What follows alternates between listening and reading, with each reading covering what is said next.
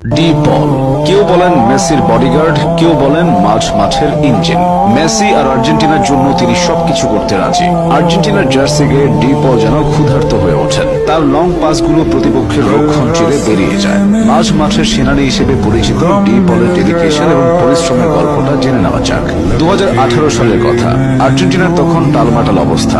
Russia বিশ্বকাপে হারের পর দল থেকেই নিজেকে সরিয়ে নেওয়ার ঘোষণা দেন মেসি। কিন্তু দেশের প্রতি টান মেসিকে আবারও ফিরিয়ে আনেন। মেসি ফিরে এসে নতুন যে দলটা পেয়েছিলেন সেটার অন্যতম সদস্য ছিলেন ডি পল। দলের বাকিদের সঙ্গে মেসিকে পরিচিত করানোর ক্ষেত্রে ডি পল গুরুত্বপূর্ণ ভূমিকা রেখেছিলেন। ডি পলের কথাতেই সবাই মেসির জন্য উজাড় করে দিয়ে খেলতে থাকে।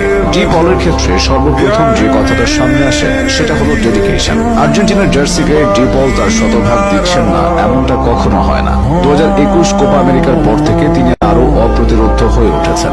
বল যোগান দেওয়ার ক্ষেত্রে হয়ে উঠেছেন দলের নিউক্লিয়াস। ভক্ত সমর্থকরা বলতে থাকেন যেখানে বল সেখানেই ডি পল।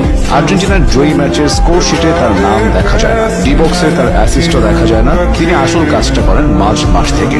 বল নিয়ে মৌমাছির মতো ঘুরে বেড়ান, ডিফেন্স সেরা লং পাসে প্রতিপক্ষকে ভরতে দেন। এমন এক পাসেই 28 বছর পর আর্জেন্টিনা জিতেছিল কোপা আমেরিকার শিরোপা। ব্রাজিলের বিপক্ষে 2021 কোপা আমেরিকার ফাইনালে মাঠ থেকে ডি পলের সেই পাস জীবন্ত হয়ে থাকবে যুগ যুগান্তর।